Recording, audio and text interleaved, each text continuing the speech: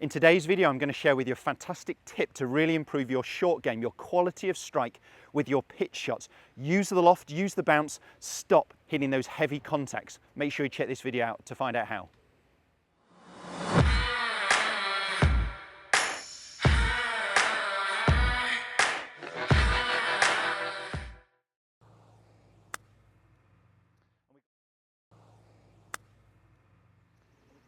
Welcome back to the TruGolf Academy. You join me, Jon Watts, today at Branston Golf and Country Club. I'm out on one of our short game practice areas, and today's video is going to be a really simple tip and a couple of great drills to improve your pitching. If you're new to my channel, please consider subscribing. If you also hit the little bell icon, it notifies you every time a new video goes live. And the info for my social media just coming along the bottom of the screen right here. Well worth checking me out on there also for lots of other golf content.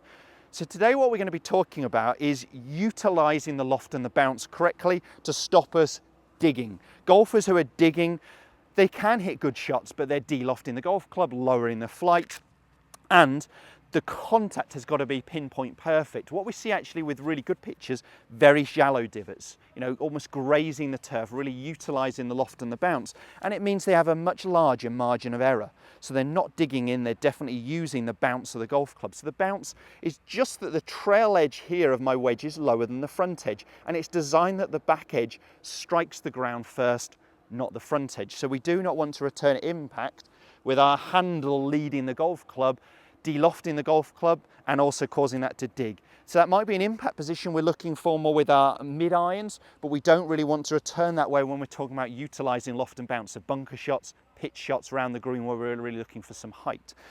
And there's a couple of ways to actually do this correctly. There's one thing I want to see at setup. I want to see that pressure onto the lead side, but I don't want us to push our hands forwards. I want our handle to be more level with the golf club. Almost try and point the grip end back towards your belly button. And that will feel strange because when you push your pressure slightly more onto your lead foot, you'll want to feel like you push your hands forward. So pressure about 65% favouring my lead foot, but my hands are back. Now I've discussed different pitching methods before, and I will put some links here, but for me, I could either go a very wide movement with no wrist, and that's going to work very well on short pitch shots, something like I'm facing here, more like a 30-yard, 25, 30-yard shot, where I can really create quite a wide swing and not use too much wrist. If I'm going for more distance or I want a bit more speed, a bit more spin, there's nothing wrong with allowing my wrist to cock. But what I do not want to do is hold that angle on the downswing.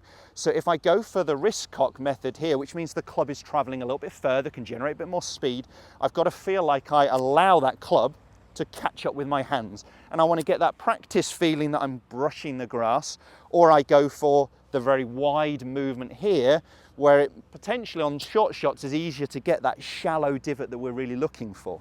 In terms of the exercises, one I'm going to get you to do is actually hitting the ball off a tee peg. So just tee it so it's half an inch or so up in the air, just on the top of the grass level, and just try and feel like you pick the ball off the top of the tee, not breaking the tee peg. So we're going to feel like we pick it, we don't dig it. On this one, I'm going to have the wider movement, what I call the Jason Day method. So no real wrist cock, much wider in the movement.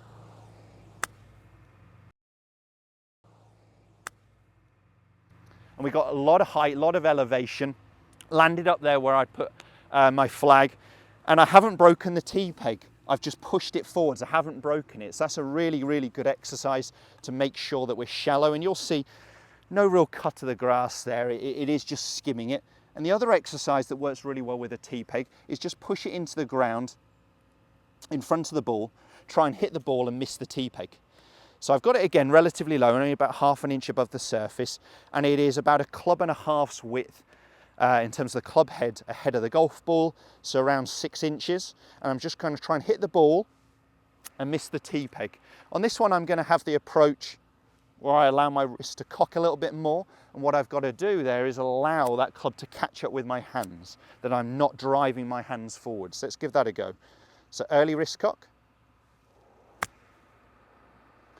but allow that club to catch up with the hands. A little bit more divot than I'd like to see, but still not deep, still not deep. I want more and more a go at that one actually. I know I can do a little bit better, so let's push that into the ground. Hit the ball, miss the tee peg is the feeling. So with that method, I've really got to allow that club to almost throw. So it's a feeling of throw the club and turn my body. Didn't feel like there was quite enough turn on that one. Let's give it another go. There we go. There we go. Throw the club and turn, you'll see, and again, nice elevation, shallow divot. The T-peg is still in there, I haven't snapped it. I might have just clipped the top of it, but it's very different feel. So utilizing the loft and the bounce, those couple of T-peg exercises are going to work really well. Try hitting off a small tee and then try putting a T-peg a little bit ahead of the club head, trying to hit the ball, miss the T-peg.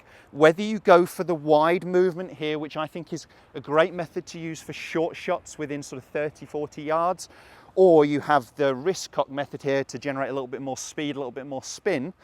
If you do go for this method, you've got to just allow that club to catch up with your hands. So it's feeling like you throw the club and turn your body. What we don't want to see is the hands leading, digging in, de-lofting the golf club and taking all that bounce off the golf club as well. If this video has helped, as I mentioned in the start there, hit the thumbs up and do subscribe to my channel for all the other content. Cheers guys, we'll see you soon.